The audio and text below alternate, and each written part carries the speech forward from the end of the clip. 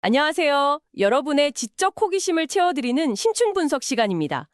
최근에 한 유튜브 시청자분께서요, AI 에이전트하고 그 피지컬 AI 관련 자료들을 좀 보내주셨어요. 요즘 워낙 이게 핫한 주제들이니까 투자 관점에서 좀 더 깊게 다뤄달라는 그런 요청이셨는데요. 그래서 오늘은 여러분이 직접 보내주신 그 자료들, KPMG 미래에셋증권, 엔비디아, 컨슈머 포스트 같은 자료들을 쫙 모아서요. 이 복잡해 보이는 AI 기술들이 실제로 우리 삶이랑 투자 환경을 어떻게 바꾸고 있는지 핵심만 딱딱 뽑아서 명쾌하게 정리해 드릴게요. 네, 저희가 자료들을 쭉 보니까요. AI가 이제 단순히 검색창이나 문서 작성 도구 이걸 넘어서 진짜 우리 옆에서 일하는 동료처럼 심지어 물리적인 세상 속으로 막 걸어 나오고 있더라고요. 이게 투자자 입장에서는 어떤 의미일까? 어디에 좀 주목해야 할까 궁금하실 텐데요. 혹시 AI 전문가가 아니시더라도 이거구나 하고 쉽게 이해하실 수 있게 비유도 좀 섞어가면서 핵심을 짚어드릴게요. 약간 좀 빠른 느낌으로 1.25배속 정도 핵심 정보 위주로 속도감 있게 가보겠습니다. 준비되셨죠? 자, 그럼 AI의 세계로 함께 떠나보시죠. 먼저 AI 에이전트부터 시작해볼까요? 자료들을 보니까 이건 어렵게 생각할 필요가 전혀 없더라고요. 그냥 내 옆에 있는 아주 똑똑한 개인 비서, 아니면 시키지 않아도 알아서 일을 막 찾아서 하는 그런 유능한 신입사원, 이 정도로 생각하면 될 것 같아요. 예를 들면 이번 분기 경쟁사 분석 보고서 초안 좀 써봐 하면 혼자서 막 인터넷 뒤지고 데이터 분석하고 표 만들고 해서 보고서를 딱 내놓는 거죠. 맞습니다. 네. 핵심은 바로 그 자율성이에요. 단순히 그냥 시키는 일만 딱 하는 게 아니라 목표를 주면 그걸 달성하려고 스스로 계획도 세우고 필요한 정보 찾고 문제도 해결하는 능력이 있다는 거죠. 그래서 샘 올트먼 같은 AI 업계 리더들이 이미 AI 에이전트는 주니어 직원 수준이다라거나 아, 벌써요? 네. 5년 안에 모든 사람이 개인 AI 비서를 갖게 될 거다. 이렇게까지 말하는 겁니다. 스스로 생각하고 행동한다는 점, 이게 중요해요. 5년 안에 개인 비서라니? 와, 이거 진짜 SF 영화가 현실이 되는 느낌인데요.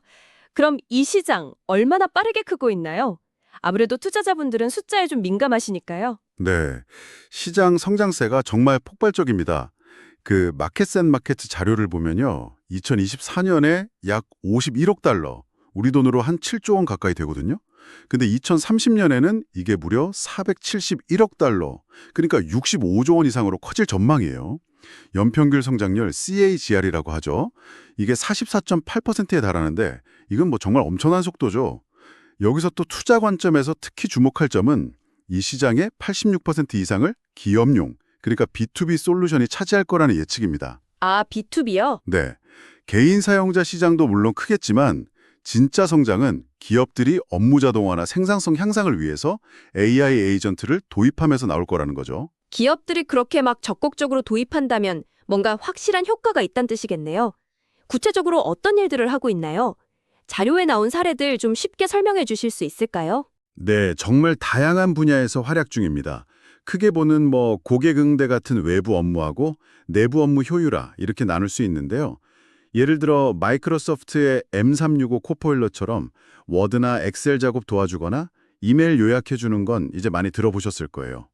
메타 AI는 페이스북 같은 데서 사용자 맞춤 정보 주거나 강아지가 우주복 입은 이미지 만들어줘 하면 뚝딱 만들어주기도 하고요. 아, 그런 거군요. 네, 고객 서비스 쪽에서는 브라질 유통사 마갈루의 가상인간 루나, 네덜란드 에너지 회사 에네코의 자동 응대 시스템처럼 24시간 고객 문의 처리해주고요. 국내에서도 LG CNS, 삼성 SDS, KT 같은 기업들이 금융이나 공공기관에 맞춤형 AI 에이전트 제공해서 업무 자동화나 데이터 분석 돕고 있어요. 심지어 현대글로비스는 선박 운송 지연될 때 최적의 대응 방안 찾는데도 이걸 쓴다고 하니까 정말 활용 범위가 넓죠. 이야, 정말 이 일 잘하는 AI 직원이네요. 그런데 이런 AI들이 각자 일하는 걸 넘어서 서로 막 협력해서 더 복잡한 프로젝트 같은 것도 할 수 있다고요? 어벤져스 팀처럼요? 네, 맞습니다. 그게 바로 다중 에이전트 시스템, 멀티 에이전트 시스템 이야기인데요. 예를 들어 신제품 출시 프로젝트를 한다고 치죠. 그럼 시장 분석 전문 AI, 마케팅 문구 쓰는 AI, 예산 관리 AI 이런 애들이 한 팀처럼 움직이는 거예요.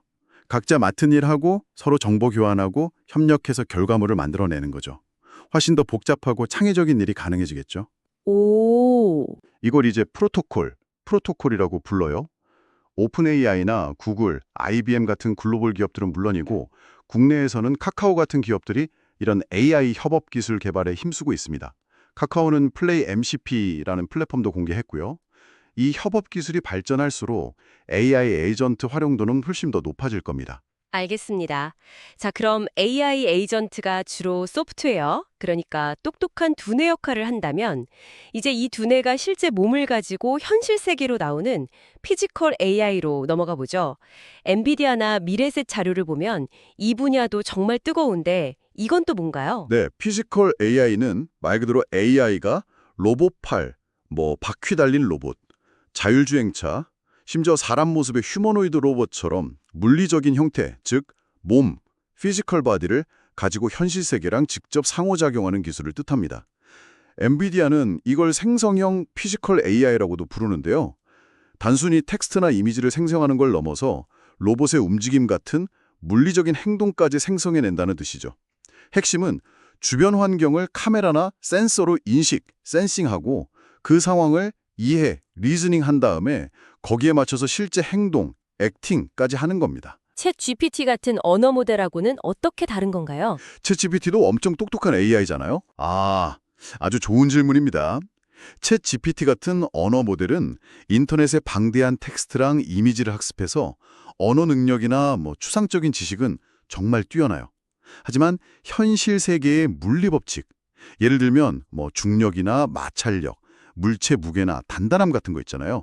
이런 거에 대한 직관적인 이해는 좀 부족해요. 커피 한 잔 타줘라는 말을 알아듣고 레시피를 알려줄 순 있지만 실제로 컵을 들어서 커피 머신 버튼 누르고 뜨거운 물 따르는 그런 복잡한 물리적 동작을 하기는 어려운 거죠. 아, 그렇군요. 네. 피지컬 AI는 바로 이 지점. 그러니까 언어 모델의 뛰어난 지능에다가 현실 세계에 대한 이해와 상호작용 능력, 이걸 더한 개념이라고 보시면 됩니다. 단순히 아는 것을 넘어서 실제로 행동할 수 있는 AI인 셈이죠. 아하, 그래서 요즘 테슬라의 옵티머스나 피규어 AI 같은 인간형 로봇, 즉 휴머노이드 로봇 이야기가 그렇게 많이 나오는 거군요. 미래의 새 자료 보니까 엔비디아 CEO 젠슨 황도 5년 안에 제조업 공장에서 휴머노이드 로봇을 흔히 보게 될 것이라고 했다면서요. 투자 관점에서 보면 이건 진짜 큰 변화인데요. 맞습니다. 휴머노이드 로봇은 피지컬 AI 기술의 집약체이자 가장 주목받는 응용 분야 중 하나예요. 테슬라뿐만 아니라 그 마이크로소프트랑 오픈 AI한테 거액 투자받은 피겨 AI는 BMW 공장이랑 파트너십 맺었거든요. 이런데 로봇을 투입할 계획을 밝히면서 기대감이 엄청 커지고 있죠. 미래에셋 자료에 따르면 피겨 AI는 기업 가치가 불과 1년 만에 15배나 됐다고 하니 투자자들이 얼마나 이 분야 잠재력을 높게 보는지 알 수 있습니다. 1년 만에 15배요? 와. 네, 이게 단순히 기술적 호기심을 넘어서 실제 산업 현장의 노동력 부족 문제 해결이나 생산성 향상에 대한 기대로 이어지고 있기 때문이죠. 그런데 로봇이 사람처럼 복잡한 환경에서 실수 없이 움직이고 막 다양한 작업을 하려면 이거 엄청난 학습이 필요할 텐데요. 마치 아기가 수없이 넘어지면서 걸음마 배우는 것처럼요. 이 로봇들은 도대체 어떻게 배우는 건가요? 역시 핵심은 데이터랑 학습 방법입니다. 근데 피지컬 AI는 인터넷 글이나 사진만으로는 배울 수가 없어요.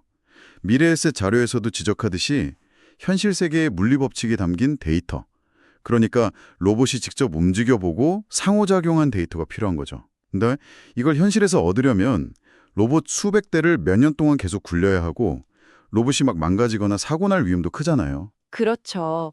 시간도 비용도 많이 들고 위험하기까지 하겠네요. 그럼 이 어려운 문제를 어떻게 해결하고 있나요? 크게 두 가지 핵심 전략이 있습니다. 첫째는 테슬라가 자율주행 기술을 발전시킨 방식하고 좀 비슷한데요.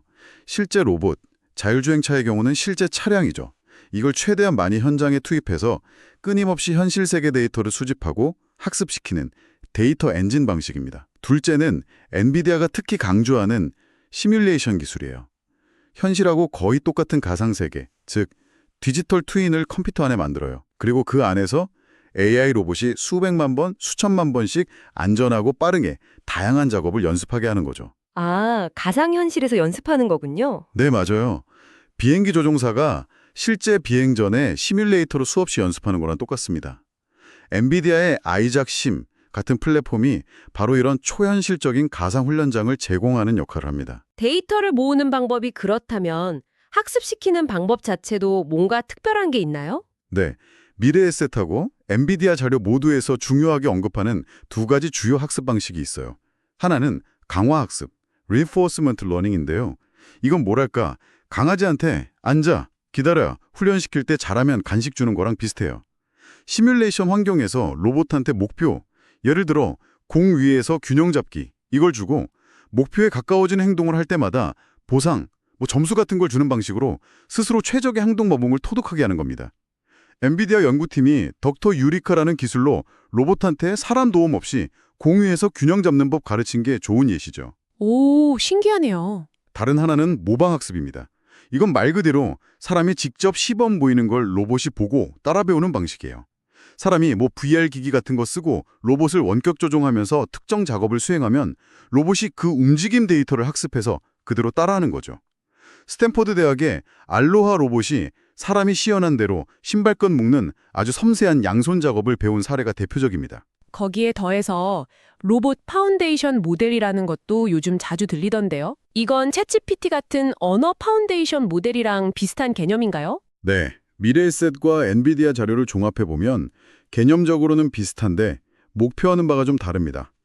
챗GPT가 방대한 언어 데이터를 학습해서 글쓰기, 번역, 코딩, 이런 다양한 언어 관련 작업을 두루 잘하는 언어적 범용성을 갖춘 것처럼요.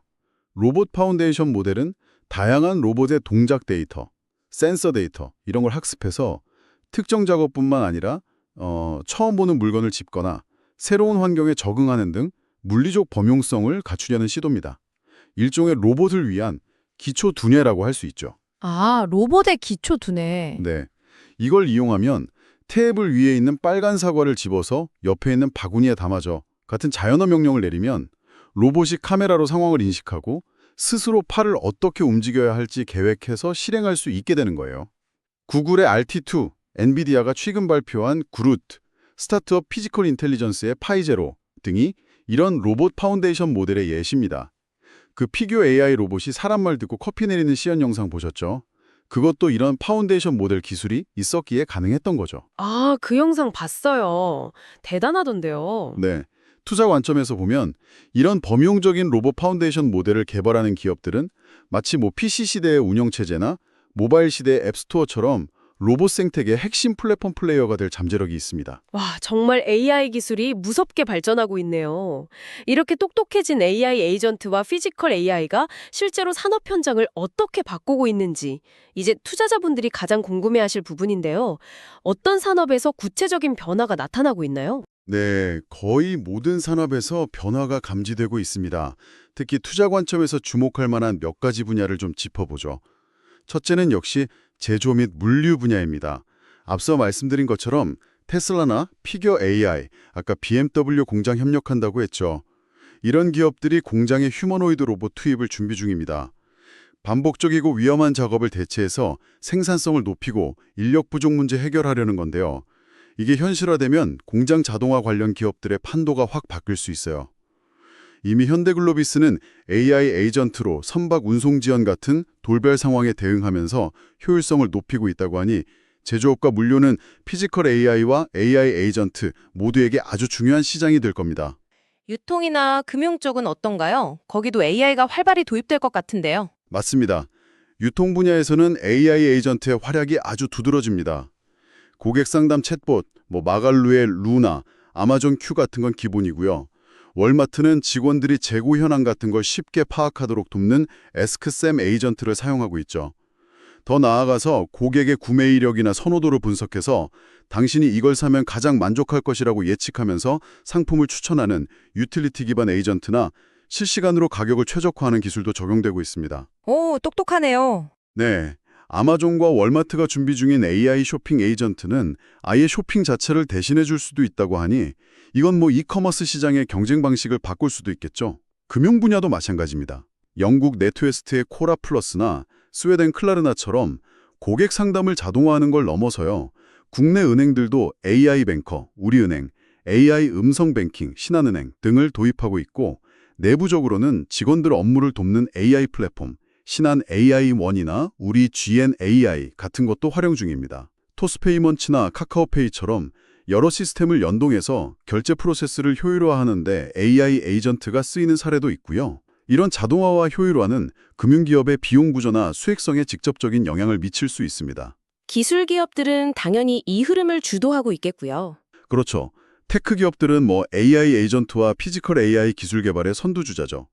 MS 코파일럿, 구글 듀엣 AI는 자사 서비스에 AI 에이전트를 깊숙이 통합해서 업무 생산성을 높이는 솔루션을 제공하고 있고요. 삼성이나 LG는 가전제품에 AI를 넣어서 사용자 경험을 혁신하려고 하죠. 삼성 AI for All, LG ThinkQ 이런 것들이요. 네이버, 카카오도 검색, 쇼핑, 고객 지원 등 다양한 서비스에 AI를 접목하면서 경쟁력을 강화하고 있습니다. 정말 전방위적이네요. 이렇게 다양한 변화 속에서 투자 기회를 잡으려면 어떤 포인트를 좀 눈여겨가야 할까요? 미래에셋하고 KPMG 자료를 종합해보면 몇 가지 핵심 포인트를 짚을 수 있습니다. 첫째, 시장 자체의 성장성입니다. 아까 말씀드린 AI 에이전트 시장 연평균 44.8% 성장 예측. 이건 관련 기술, 특히 B2B 솔루션 기업에게 큰 기회가 될 수 있다는 신호죠. 둘째, 피지컬 AI, 특히 휴머노이드의 잠재력입니다. 아직 초기 단계지만 제조업 같은 분야의 혁신을 가져올 게임 체인저가 될 가능성이 있어요. 셋째, 기술 주도 기업입니다. 엔비디아 같은 하드웨어 플랫폼 기업, 구글 MS, 오픈 AI 같은 파운데이션 모델 개발 기업, 테슬라 피규어 AI 같은 선도적 로봇 기업들의 움직임을 계속 주시해야 합니다. 네. 마지막으로 실질적인 성과입니다. 어떤 산업 분야에서 AI 도입이 가장 빠르고 실제 비용 절감이나 생산성 향상 같은 가시적인 성과를 내는지 이걸 확인하는 게 중요합니다. 성공 사례가 나오는 분야와 기업에 주목할 필요가 있습니다. 그런데 피지컬 AI, 특히 휴머노이드 로봇 분야에서 중국의 추격이 만만치 않다는 이야기가 있던데요. 미래에셋 리포트에서도 이 부분에 꽤 비중 있게 다루고 있더라고요. 네, 그렇습니다. 중장기적으로 볼 때 중국 기업들이 이 분야에서 상당한 경쟁력을 가질 수 있다는 분석이 나옵니다. 몇 가지 이유가 있는데요. 첫째, 데이터 확보에 유리합니다. 중국은 세계 최대 제조업 국가니까요. 로봇을 실제 공장에 투입해서 대량의 현실 데이터를 모으기에 아주 좋은 환경이죠. 둘째, 양산 능력과 가격 경쟁력입니다. 이미 유니트리 같은 회사는 2천만 원대의 저가 휴머노이드, 지원을 내놓는 등 대량 생산을 통해 가격을 낮추려는 시도를 하고 있어요. 핵심 부품인 액추에이터 같은 것들의 원가 절감 잠재력도 크다고 보고요. 2천만 원대요? 와. 네, 셋째, 정부의 강력한 지원입니다. 중국 정부가 휴머노이드 산업을 국가 핵심 산업으로 지정하고 아주 강하게 밀어주고 있습니다. 풍부한 AI 인력도 강점이고요. 넷째, 오픈소스 전략입니다. 유니트리처럼 하드웨어랑 소프트웨어를 공개해서 개발자 생태계를 만들고 기술 표준을 선점하려는 움직임도 있습니다. 듣고 보니 마치 그 전기차 시장 초기의 중국이 확 빠르게 두상했던 모습하고 비슷하게 들리기도 하네요. 네, 유사한 측면이 있습니다. 그런데 미래에셋 리포트에서는 좀 흥미롭게도 휴머노이드 상용화 속도가 자율주행차보다 오히려 더 빠를 수 있다는 전망도 내놓습니다. AI 기술 발전 속도가 훨씬 빨라졌고 중국의 강력한 드라이브, 그리고 공장이라는 비교적 통제된 환경에서의 활용 가능성 때문이죠. 한 2030년경에는 제조 현장에 의미 있는 규모로 투입될 수 있다고 예측합니다. 2030년이요? 생각보다 빠르네요. 네, 물론 아직 로봇의 작업 성공률, 속도, 안전성, 그리고 가장 중요한 비용 문제가 해결되어야 하지만요. 투자 관점에서 보면 미국 기업들뿐만 아니라 중국의 로봇 및 AI 관련 기업이나 ETF, 미래에셋에서 언급한 그 글로벌 X 차이나 로보틱스 앤 AI ETF 같은 거요. 이런 동향도 주의 깊게 살펴볼 필요가 있겠군요. 물론 특정 상품 추천은 아닙니다. 기술 발전의 밝은 면을 쭉 이야기했지만 동전의 양면처럼 윤리적인 문제나 고민거리도 분명히 있을 텐데요. 컨슈머 포스트 기사를 보니까 관련 논의도 꽤 활발한 것 같더라고요. 맞습니다. 기술이 발전할수록 윤리적 고민도 함께 깊어질 수밖에 없어요. 최근 열린 학술대회 피지컬 AI 시대, 윤리적 과제와 해결 방안, 여기서도 다뤄졌듯이 AI가 현실 세계에서 자율적으로 행동하게 되면서 여러 복잡한 질문들이 생겨나죠. 예를 들어 자율주행 로봇이 사고 냈을 때 책임은 누구한테 있냐? 신혜진 박사 발표. 인간 고유의 창의성이나 양심 같은 걸 AI가 대체할 수 있냐? 박태정, 변순용, 박형빈 교수 발표. 감정을 느끼는 것처럼 보이는 AI랑 우리는 어떤 관계를 맺어야 하냐? 박소연 기자 엑소라 실험 내용, 이런 문제들입니다. 이런 부분에 대한 사회적 논의와 합의가 기술 발전 속도를 잘 따라가야 하는 숙제죠. 기업 입장에서도 단순히 기술 도입 효과만 볼 게 아니라 이런 점들을 반드시 고려해야겠네요. 바로 그 점을 KPMG 보고서에서도 아주 실용적인 관점에서 강조하고 있습니다. AI 에이전트를 성공적으로 도입하려면 기술 자체뿐만 아니라 첫째, 명확한 목표 설정과 전사적 공감대 형성, 둘째, 재무적 성과와의 연계, 셋째, 기술, 현업 통합 추진 조직, 넷째, 필요한 기술 데이터 확보, 다섯째, 지속적인 성과 측정 및 개선 체계. 이 5가지 포인트를 꼭 점검해야 한다고 조언합니다. 5가지 포인트. 네, 특히 AI의 자율성이 높아질수록 AI가 막 엉뚱한 방향으로 가지 않도록 적절한 목표를 주고 활동을 관리 감독하는 내부 통제 시스템이 필수적이라는 점을 강조하고 있어요. 그래야 윤리적 리스크를 줄이고 AI의 가치를 제대로 활용할 수 있다는 거죠. 투자자 입장에서도 이런 거버넌스를 잘 갖춘 기업인지 살펴보는 것이 점점 더 중요해질 겁니다. 휴머노이드 로봇까지 정말 방대하면서도 중요한 이야기들을 나눠봤습니다. 요약하자면 AI는 이제 화면 속 똑똑한 비서를 넘어서 우리 대신 일하고 심지어 로봇의 몸을 빌려서 현실 세계로 직접 걸어 나오고 있다는 거네요. 맞습니다. 이 거대한 변화는 제조, 유통, 금융 등 산업 전반에 걸쳐서 엄청난 혁신과 새로운 투자 기회를 만들고 있습니다. 결국 양질의 데이터를 확보하고 시뮬레이션이나 파운데이션 모델 같은 핵심 기술을 통해서 AI를 얼마나 효과적으로 학습시키고 현실에 적용하느냐, 이게 경쟁의 핵심이 될 겁니다. 투자자 관점에서는 이런 핵심 기술을 가진 플랫폼 기업, 특정 산업의 AI를 성공적으로 적용해서 성과를 내는 기업, 그리고 중국이라는 변수까지 좀 다각도로 살펴봐야겠네요. 네, 기술 발전 속도와 산업별 도입 현황, 그리고 경쟁 구도를 계속해서 추적 관찰하시는 것이 중요합니다. 오늘 저희의 분석이 AI라는 이 거대한 흐름 속에서 여러분의 투자 방향을 잡는 데 조금이나마 도움이 되었기를 바랍니다. 마지막으로 이런 질문을 던져보며 마무리하고 싶습니다. AI가 점점 더 스스로 생각하고 행동하는 능력을 갖추게 될 때 우리는 단순히 더 편리해진다거나 생산성이 높아진다는 차원을 넘어서요, 인간의 역할과 사회 구조 자체가 근본적으로 어떻게 재편될 거라고 예상하시나요? 기술이 던지는 이 거대한 질문에 대해 잠시 생각해보는 시간을 가져보는 것도 의미 있을 것 같습니다. 오늘 심층 분석은 여기까지입니다. 다음에 더 흥미로운 주제로 여러분을 찾아뵙겠습니다. 감사합니다.